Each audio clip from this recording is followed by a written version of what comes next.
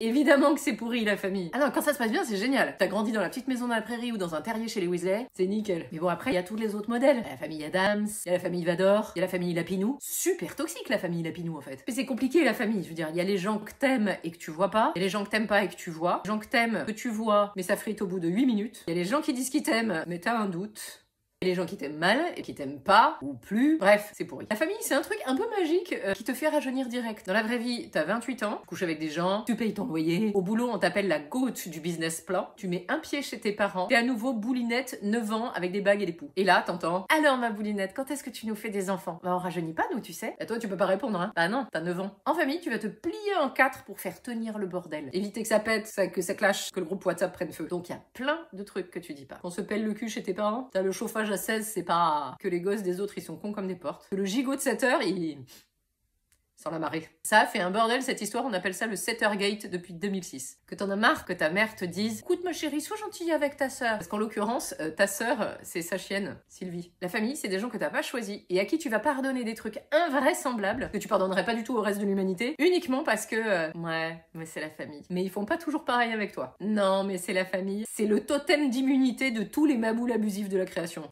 Il y a des gens qui sont ton père, ta mère, tes frères, tes sœurs, tes cousins, tes cousines, tes grands-parents, tes oncles, tes tantes ou même des gens qui se permettent n'importe quoi, et quand tu gueules, on va te répondre « Ouais, mais bon, c'est ton frère quand même. Ouais, mais bon, c'est un connard quand même. Tu vas bouffer des trucs que tu détestes. » Tout ça parce qu'à 14 ans, t'as dit « Ouais, il est bon ton tiramisu, maman. » Depuis, elle t'en fait à chaque fois. T'as 35 ans, tu sais que tu vas manger du tiramisu jusqu'à ce que la mort vous sépare. Si par malheur, t'es un peu serviable, tu vas devenir hotline informatique, service après-vente de la télécommande et monteur Ikea. Le groupe WhatsApp, c'est le ciment de la famille depuis la mort de la tante Raymonde. Tu sais tout sur tout le monde, tout le temps. Trop! T'en sais beaucoup trop! Bah, je sais pas moi, la fistule de Jacques, est-ce que vraiment on avait besoin? Parce que même Jacques, il était gêné, hein. Toi, tu reçois ça en pleine réunion client, bon bah t'envoies vite fait un emoji bras musclés en mode sois fort. Là, il y a ton cousin qui part en torche. Les fistules, c'est pas sur les bras en général, hein.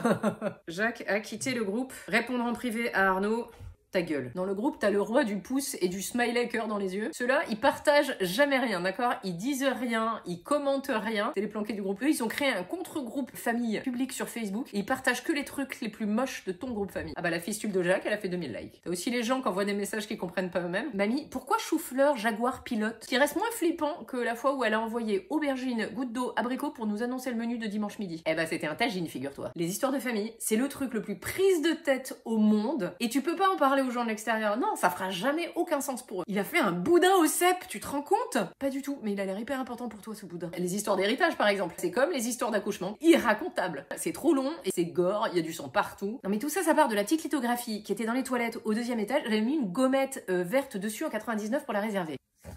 Hein? Des fois, tu vas arrêter de voir ta famille et ça sera très difficile à expliquer au reste de ton entourage. Ouais, mais à un moment, ils vont mourir, tu vois. Tu risques d'être mal, quoi. Tu sais, si je les vois pas de leur vivant, c'est pas pour les regretter quand ils seront morts. Hein. Trop violent. Et alors, Noël, c'est le moment le plus dissocié de toute l'année. Il y a les mômes qui vivent Animal Crossing dans le salon, pendant que toi, ça vire à Call of Duty dans la cuisine. Bon, puis il faut relativiser, je veux dire, l'expression en famille, c'est pas toujours si positif que ça. Genre, repas, c'est sympa. Repas en famille, hein. Maison, cool. Maison de famille. Faire l'amour, sympa. Faire l'amour en famille, grosse ambiance. Tu te dis tout le monde bourré au limoncello. Bah grosse ambiance familiale, tout le monde bourré aux antidépresseurs. Et le mieux, c'est que tu te réjouis de les retrouver à chaque fois quand même. Ton enthousiasme repousse comme un crocus entre le 15 août et Noël. Entre deux, à nouveau tu idéalises et t'oublies à quel point c'est le bordel. Ta famille, c'est Game of Thrones. Mais tu penses encore qu'en offrant un tablier à ton père, ça va devenir Madame est servie. Non, ceux qui ont bien rentabilisé le truc, c'est les Kardashians. Hein. Eux, ils arrivent à faire de l'argent avec leur merde en famille. Alors que toi, de l'argent, ça t'en coûte. En thérapie.